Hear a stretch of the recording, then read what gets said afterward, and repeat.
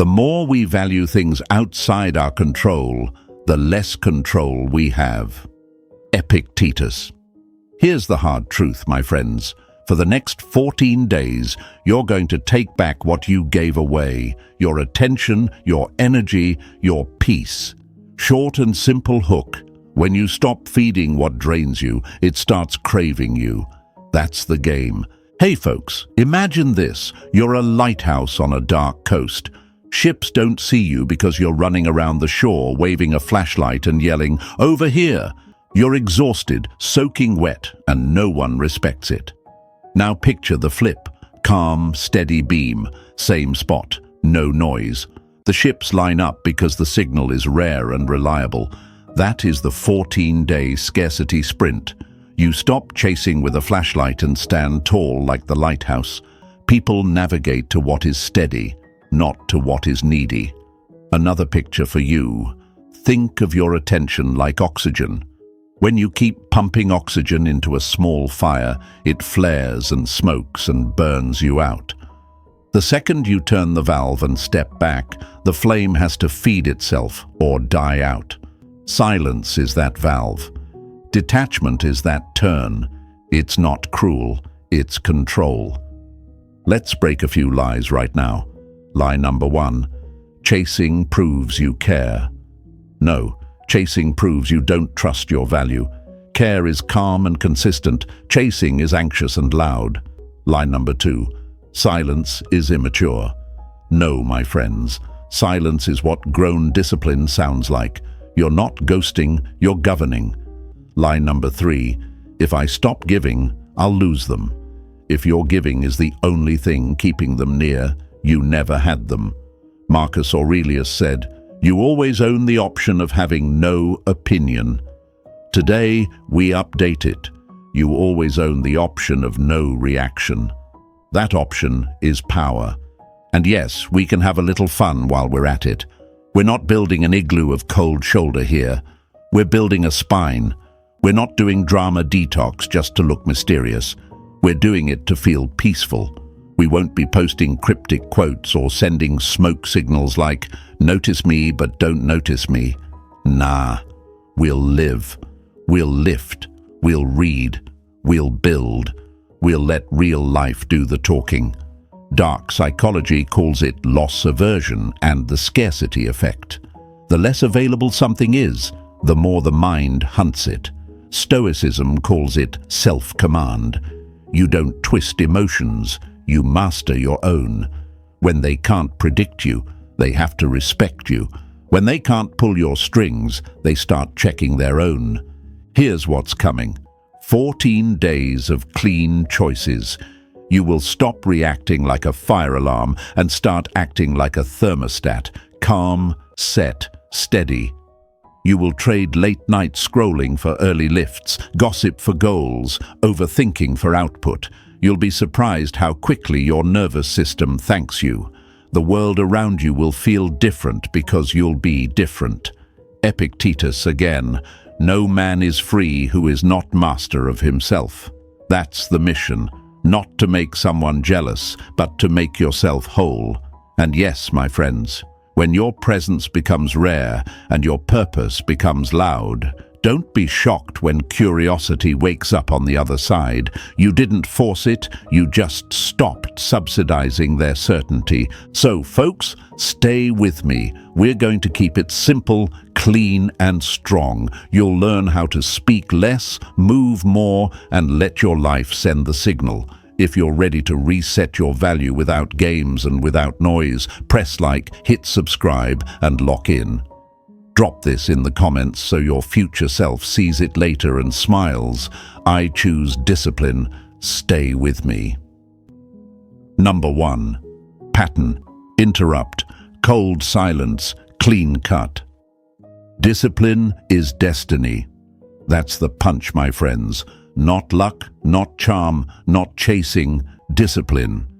If you want this 14-day scarcity sprint to work, they must feel the shift before they hear about it. They must experience the lack of your attention before they see a single word from you. You are not punishing anyone, you're practicing power. The first move: walk away from the noise and stay with your standards. Picture this. You're in a marketplace where every vendor is shouting at the top of their lungs. The louder they yell, the cheaper their goods look. And then, in the far corner, there's one vendor who says nothing. Clean table, high-quality items, no drama. People wait in line because silence signals value. That's you now. No yelling, no pleading, no price drops on your worth. Or imagine a gym with a broken speaker blaring static. That's the mind on reaction, loud, messy, desperate for any signal. You walk over, flip the switch, and the room returns to calm. Silence is that switch. You choose what stays on. You decide what gets turned off. It's not cruel. It's courageous. I know what questions storm the mind when the silence starts. What if they never come back? What if they think I don't care? What if this makes me look weak or petty? Notice the pattern. Every question is about how you will be perceived, not how you will perform. That's the trap. We've been trained to live like billboards, bright, needy, always pitching our value. But billboards fade. Lighthouses last. Marcus Aurelius said, "You always own the option of having no opinion." Today we upgrade that. You always own the option of no reaction. Hold it like a key. Use it like a sword. Your restraint is your rebrand. Let's break the lies cleanly. Lie 1. If I keep giving, they'll finally see. No. If you have to overgive to be seen, you'll have to overgive to be kept. That's not love. That's labor with no contract. Lie 2. Silence is immature. No, silence is mastery. It is you choosing your energy budget and sticking to it. Lie 3. If I take a step back, I'll lose them. If distance makes them vanish, proximity never secures them. You didn't lose them. You lost the illusion. Why is this so hard? Because your nervous system has learned to equate noise with safety. Pings, bubbles, likes, views. They trick the brain into thinking, I matter right now. It's the same loop that keeps lab rats pressing the lever. Dark psychology gives this a name, variable reward. Sometimes the lever gives a pellet, sometimes it doesn't, and that uncertainty becomes addictive. Every time you text first, search their feed, or stalk the last scene, you're back on the lever. Your task in this first point is simple and brutal. Step away from the lever. Let the system crash. Expect shakes. Expect urges. Expect the phantom buzz in your pocket that isn't real. When that happens, breathe and repeat. I will regain control. But what if they misunderstand my silence? Good. Let them sit quietly. Silence is not a weapon. It's a classroom. In it, people learn who they are without your constant reassurance. They meet their choices, they face their patterns, and you reclaim your timeline. Seneca said, "He who is brave is free." The bravery here isn't a dramatic speech, it's a consistent no. No to pleading, no to proving, no to self-explanation that always ends with you feeling smaller. Freedom is built from numbers. Here's a metaphor you won't forget. Your attention is a premium fuel. When you pour it into a machine that leaks, it doesn't matter how sincere you are. The ground still gets wet, and you still run out. For 14 days, you stop filling leaky machines. You patch your own. You sleep like it's sacred, train like it's therapy, read like it's oxygen, work like results are rent due, and you pay in full. Every time the fear rises, what if they don't notice? You answer with action. Action is the language your future understands. Now, let's talk about why they will feel this even if you say nothing. Humans are wired for contrast. The brain notices changes more than constants. When you are always present, you become background noise. When you step back, you become a signal. Loss aversion makes absence heavier than presence. What leaves suddenly matters more than what stays forever. That's not manipulation, it's math. You aren't pushing their buttons, you're removing the buttons from your side of the wall. Why do I think like this? Why do I crave a reply to feel calm? Because quick reassurance is cheap relief. It calms the moment and taxes the future. Stoicism invites a different move. Choose the discomfort that strengthens the muscle, not the comfort that weakens the will. The first days will test you. You'll hear that inner voice. Just send one message to keep the peace. But notice, it's not peace you're keeping. It's a pattern you're keeping. Patterns built on panic don't hold. Patterns built on principle do. Rising from fear looks like this. You feel the pull, you name it, you sit with it, and you move your body instead. Cold water, clean room, hard set, long walk, deep breath. One page read slowly. One task completed to excellence, over and over. When the mind screams, do something, you already are. You're building a life, and a life like that sends a broadcast they can hear from miles away without you lifting a single megaphone. Let me give you one more image. Think of your value like a rare book in a quiet library. Years of wisdom on the pages, bound in leather. No neon sign, no free copies stacked by the door. People whisper around it, they approach with care. They schedule time to read. Compare that to a flyer on a street corner. Bright ink, loud slogans, tossed after a glance. Which one gets kept? Which one gets studied? For 14 days, you become the book. Fewer pages visible, more substance felt. Less noise, more depth. They can't skim you anymore. They either show respect or they lose access. And if they don't come back, then you just proved the point. Your presence should attract those who can carry it and filter out those who can't. The scarcity sprint is not a trick to bend the world. It's a test to reveal it. You're not trying to win them, you're trying to win you. We end this first point simple and strong. Stop trying to manage their perception. Start mastering your direction. You'll feel the fear. You'll hear the questions. You'll want to break your own rules. Don't.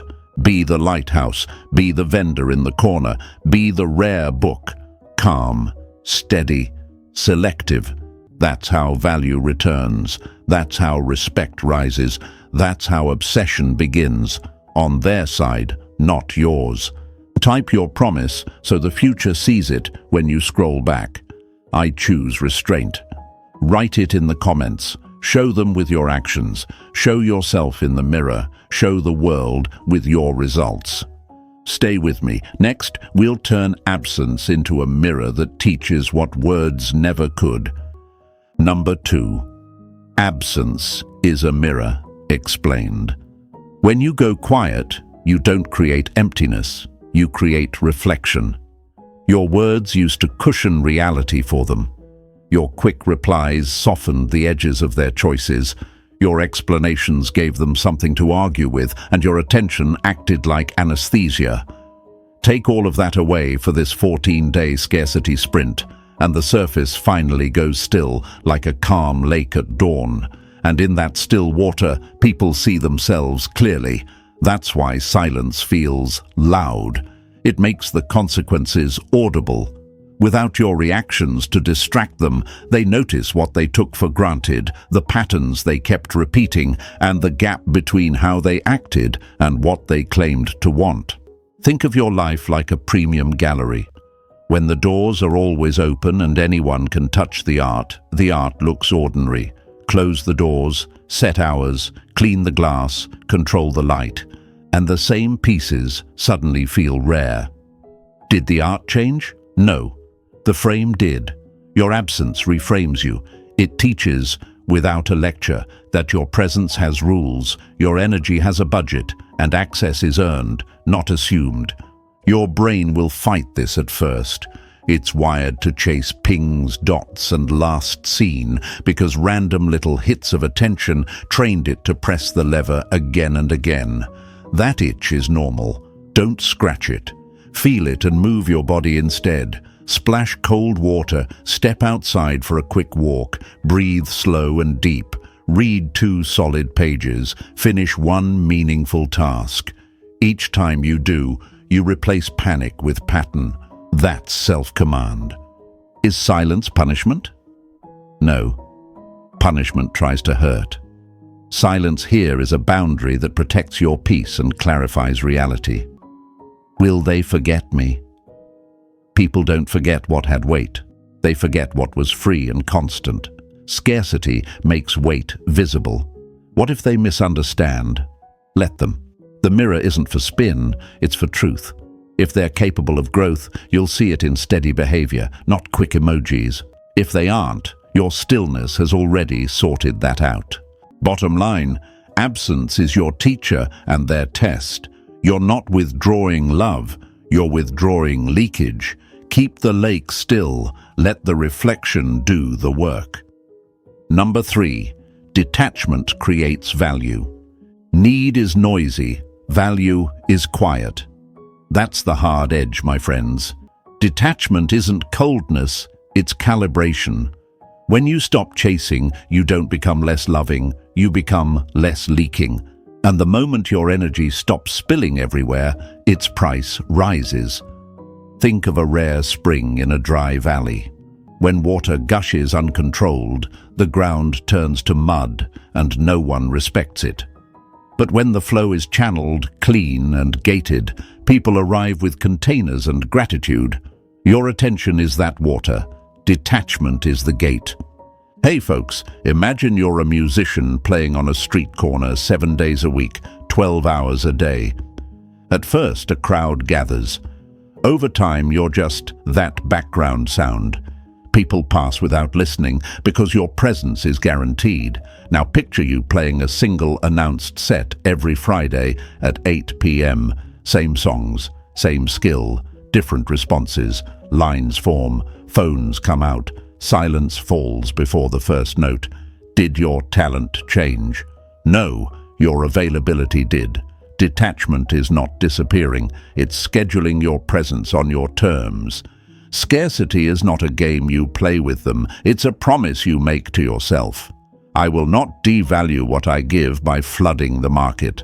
Let's address the questions that claw at the mind when you try to detach. If I stop giving, will they think I don't care? If I'm not always available, will I lose them? If I don't explain myself, will they misunderstand me forever? Notice the theme, fear of being misread. That fear keeps you over-explaining, over-texting, over-proving. Marcus Aurelius said, "If it is not right, do not do it. If it is not true, do not say it." Translate it for this sprint. If it's not aligned, don't give it. If it's not requested, don't explain it. The right people read respect, not noise. The wrong people only read access.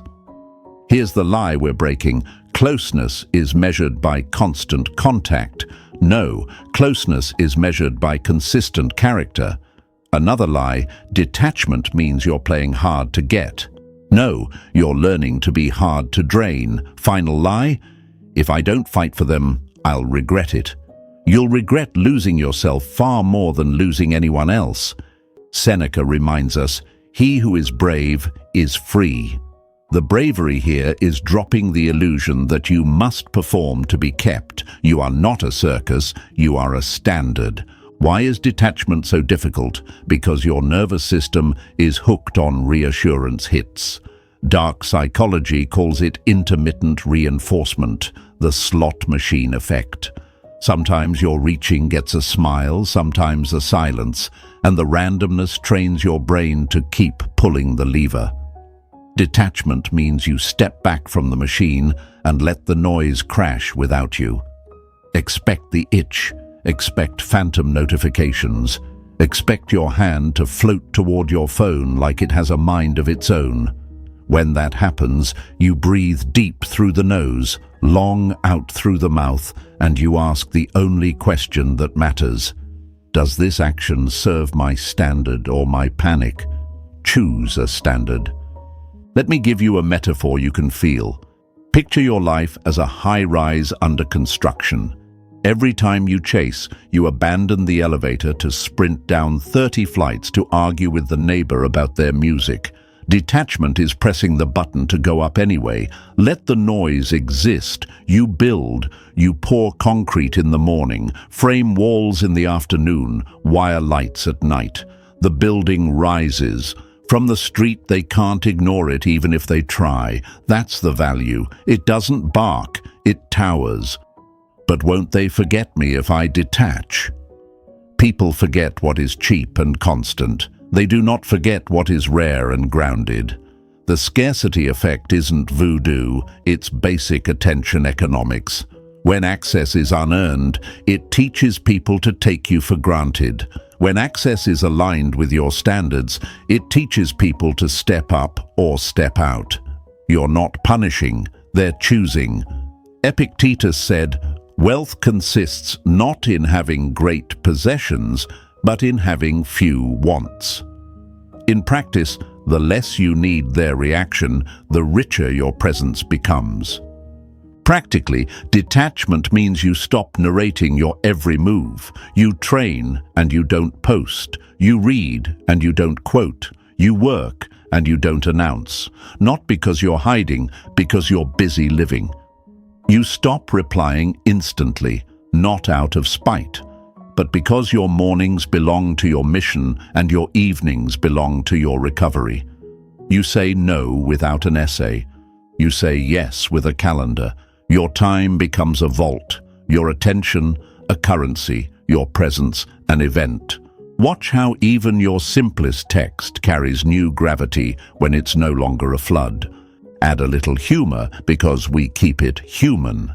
Detachment is not becoming a mysterious monk who only appears in candlelight to post vague captions like, "Some of you will understand." No, my friends.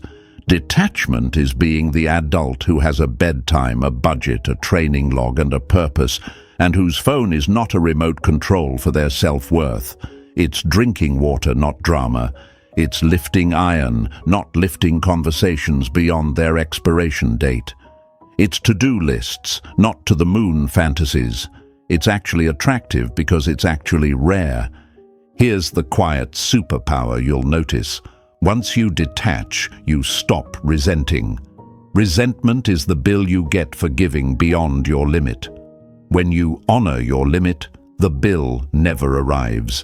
Your tone softens because your boundary is firm, your eyes clear because your path is clean, and ironically, that peace is what makes people lean in. They can sense you're not auditioning. You are occupied with growth.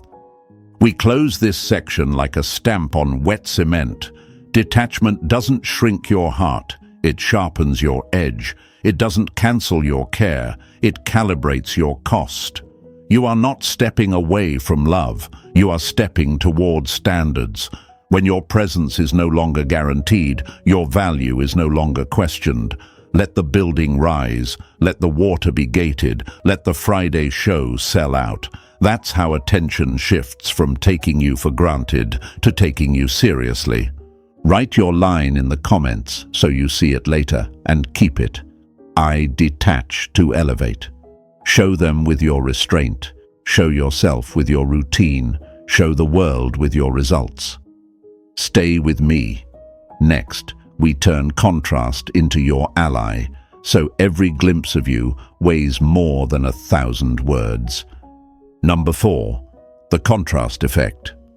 Things are seen better when set against their opposite. That's the edge, my friends. People don't judge you in isolation. They judge you in comparison. When your presence is constant, it becomes wallpaper. When your presence is selective, it becomes a painting with proper light. Contrast doesn't beg to be noticed, it forces clarity. Marcus Aurelius said, "If it is not right, do not do it. If it is not true, do not say it.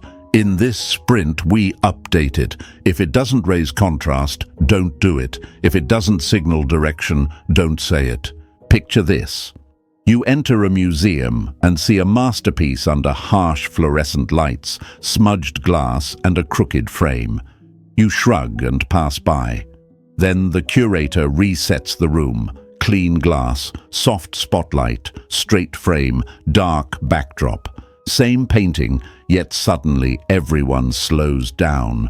That's the contrast effect. You didn't change the art, you changed its context. For 14 days, you are the curator of your life. You dim what dilutes you and highlight what defines you. You stop being background noise and you start being a signal people can't ignore. Another metaphor, sound. A whisper in a quiet chapel travels farther than a shout in a crowded market. Constant updates, constant availability, constant explaining. That's the market. One precise appearance after disciplined silence. That's the chapel. When you whisper with your actions, a finished project, a strong workout, a clean fit, a calm reply, it carries. Detachment created value. Now contrast multiplies it. Your mind will throw questions as you shift into contrast. If I don't post, will they forget me? If I don't reply fast, will they think I'm rude? If I stop explaining, will they misread me? Notice how every question tries to pull you back into maximum brightness, everything visible, everything loud. But brightness without shadow flattens depth. Seneca said, "Order your soul, reduce your wants." In practice, reduce your outputs that create noise, order your signals that create weight. Let's break the lies. Lie 1. Consistency equals constant contact. No, consistency equals coherent character. You can be consistent and scarce. Lie 2. Momentum must be public. No, momentum must be real. Public is optional. Lie 3. Being seen is the goal. No, being undeniable is the goal. Visibility without gravity is a balloon. It floats, it drifts, it pops. Gravity without noise is a planet. It orbits, it holds, it commands. Why is contrast hard? Because mediocrity rewards sameness. The world says, be always reachable, be always reacting. It trains your nervous system to fear silence and your ego to fear being misunderstood. Dark psychology names the trap, social proof addiction. If others are watching, you feel real. If the feed is quiet, you fear you're fading. But the strongest signals grow in quiet. Roots before branches, foundation before facade. Your task is to tolerate being underlit publicly while you install high-beam purposes privately. Here's how contrast looks in real life. Your morning becomes sacred, training first, deep work second, phone last. You reply later and shorter, not to play games, but because your calendar is a contract with yourself. You dress with intention, simple, clean, fitted, because order on the outside trains order on the inside. You show progress, not performance.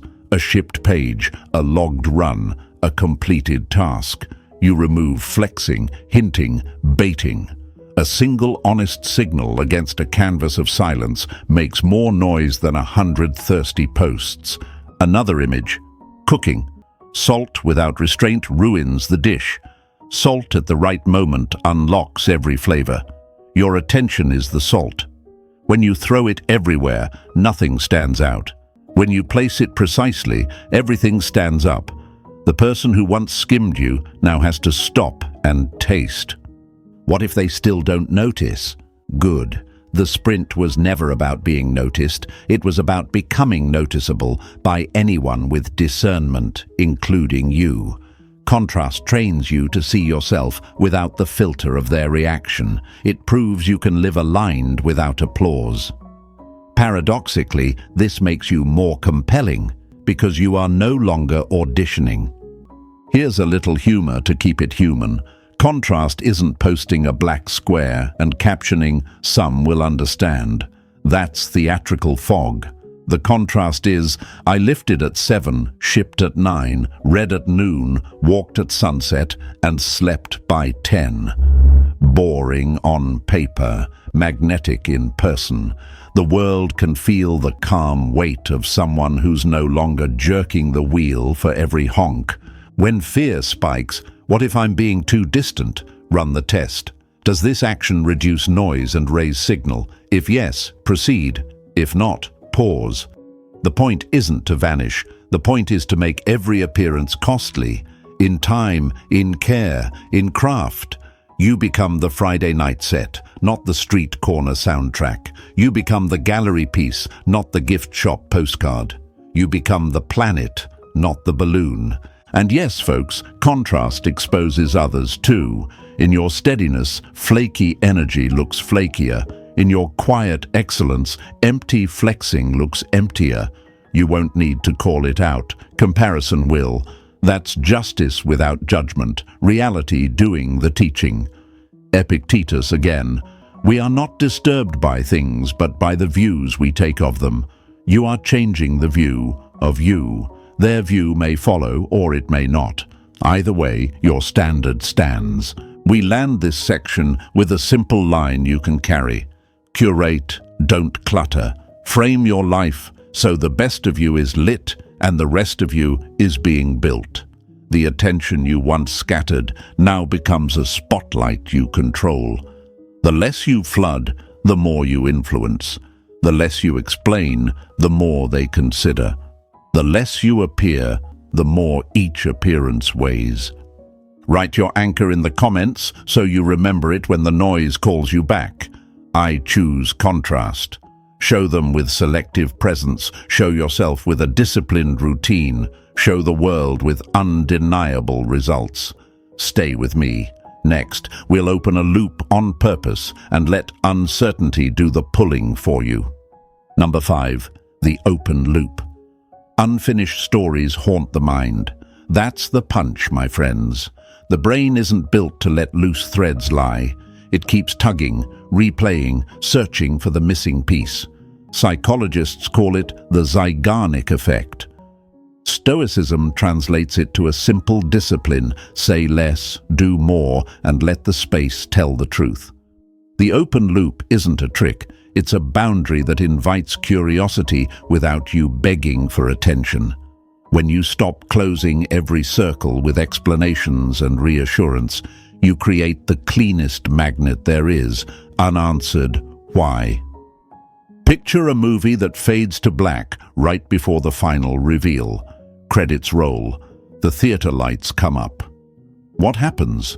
People don't sprint to their cars. They stand in the aisle arguing theories, replaying scenes, noticing details they missed. That's the power of a held silence at the right moment. Your life in this 14-day scarcity sprint becomes that fade to black.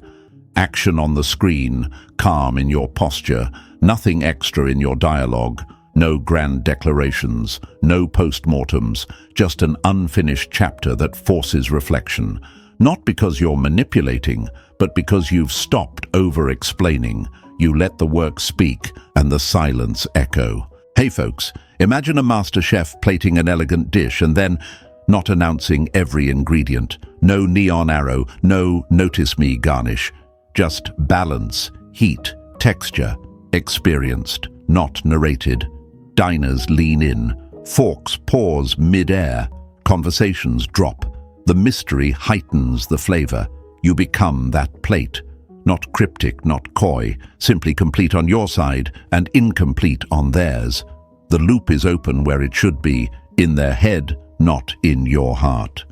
Now the fear talks. What if they think I'm arrogant? What if they move on because I didn't add a smiley face? What if silence makes me forgettable?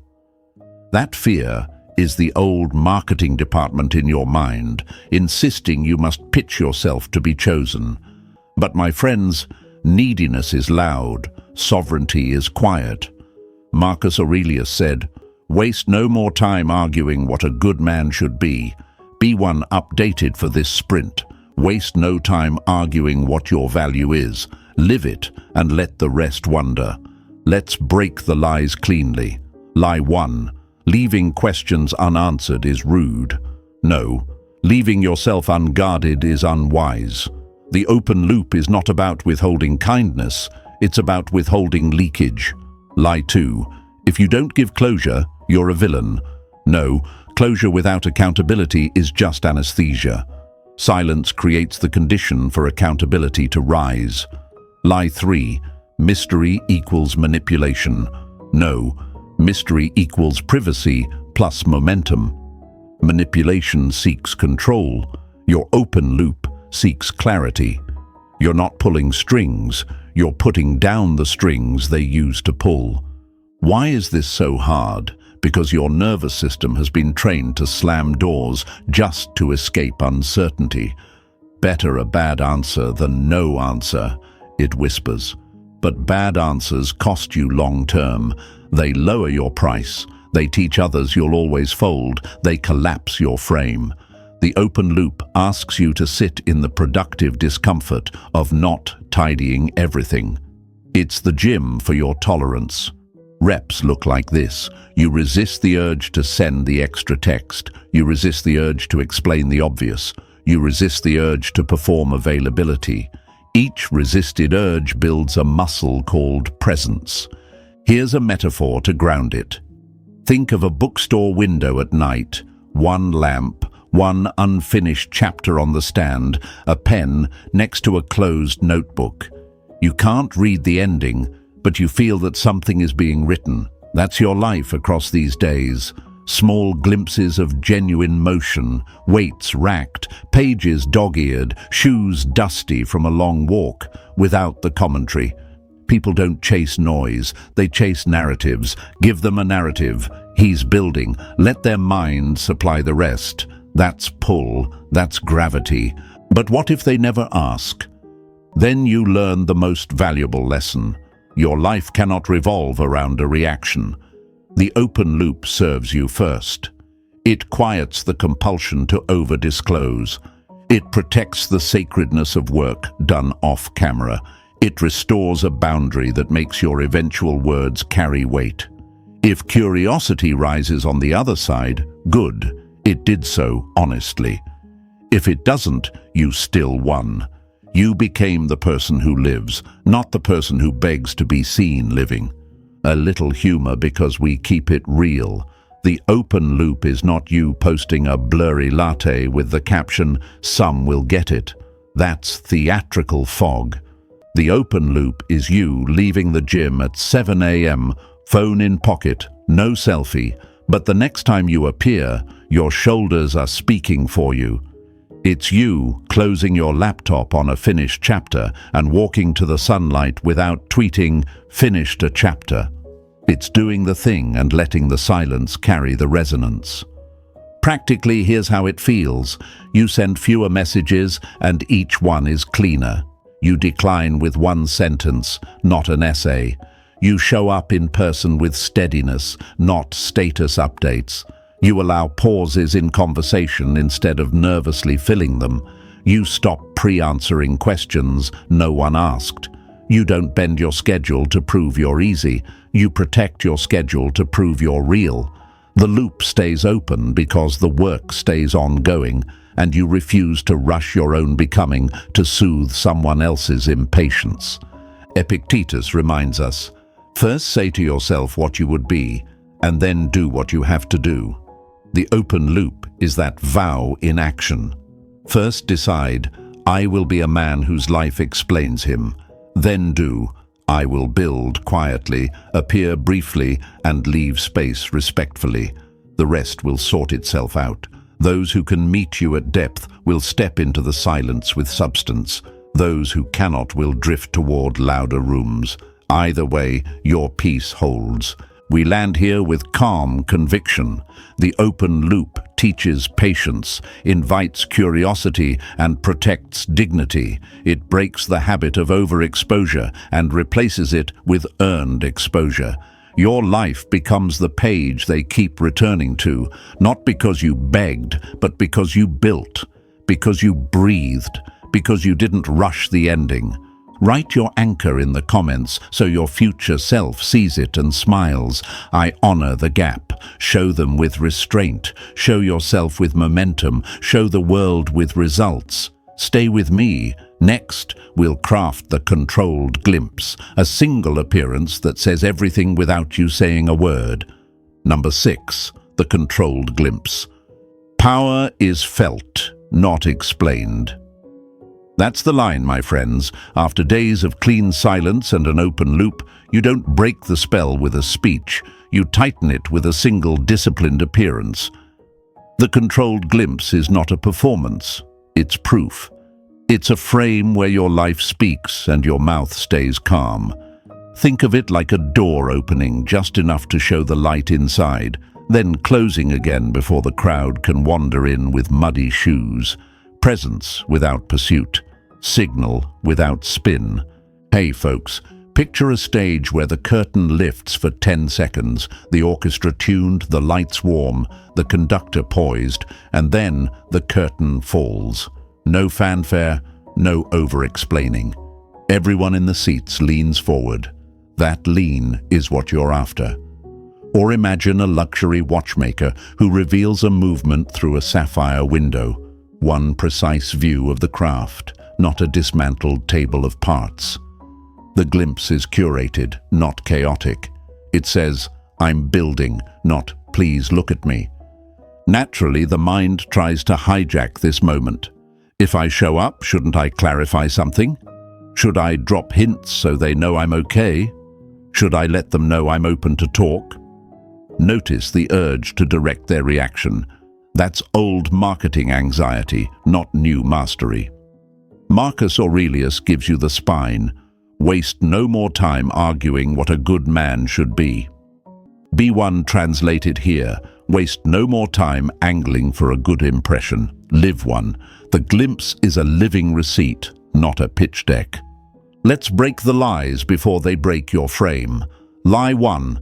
The glimpse has to be dramatic. No, drama cheapens it. Clean beats loud. Lie 2. The glimpse should trigger FOMO. No, the goal is not to twist emotions. The goal is to display order. Lie 3. The glimpse needs a caption that clears the air. No, the air clears when you stop fogging it with commentary.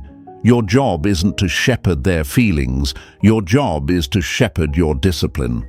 Why is the controlled glimpse hard? Because it starves 2 addictions at once, the craving to be understood and the craving to be applauded. Dark psychology names the trap, social proof fixation. If others clap, you feel real. If they don't, you fear you're fading. But the strongest identities grow off stage. The glimpse merely confirms what you already know. Your life is moving. You are steady. You are not auditioning. So what is a controlled glimpse? It's a single, honest manifestation of your routine's momentum. No bait, no barbs, no backward glance. A crisp post-lift frame with chalked hands, a laptop lid closing on a finished page, shoes dusted from a sunrise walk, a quiet table with a book and a pen, no cryptic lines, no some will get it theatrics, no triangulation. If it can't be understood as a standalone moment of craft, calm, or care, it's not a glimpse, it's a gambit. Execution rules to keep you sovereign, appear briefly, then disappear deliberately. Post once, then log off. If someone reaches out in response, reply later. Measured, polite, concise. No essays, no history lessons, no just so you know. Keep it human, not hungry. If an invite comes, you consider it against your criteria, not your cravings. Standards first, schedule second, sentiment last.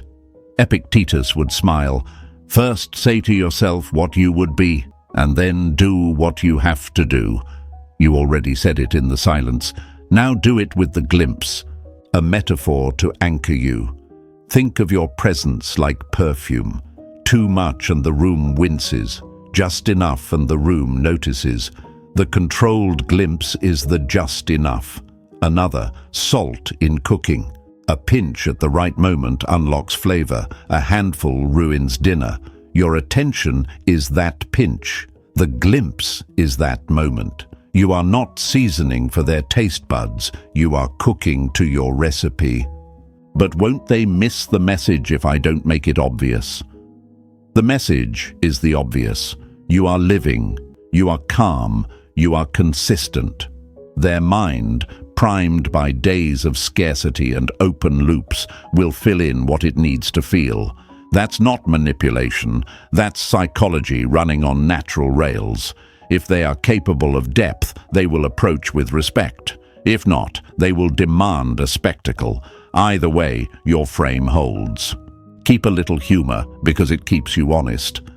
The controlled glimpse is not the mysterious latte in shadow with the caption, "Growth." That's theatrical fog, folks. The glimpse is the early alarm, the sweat on your collarbone, the bookshelf rearranged because you actually read, the sink empty because you cleaned, the calendar full because you scheduled, the face relaxed because you slept. Boring to talk about, magnetic to witness. And remember the boundary under the beauty. The glimpse is for alignment, not for answers.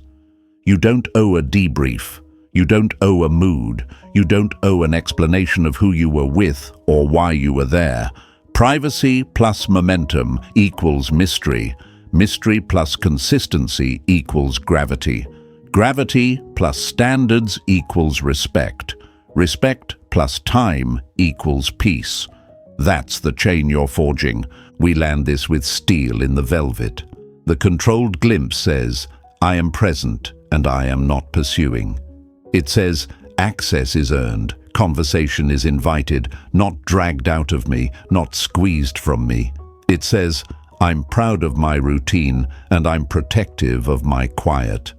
This is how obsession, on their side, not yours, takes root. Not because you teased, but because you tended, not because you hid, but because you held, not because you chased, but because you chose. Write your anchor in the comments so you lock it in. I appear with purpose.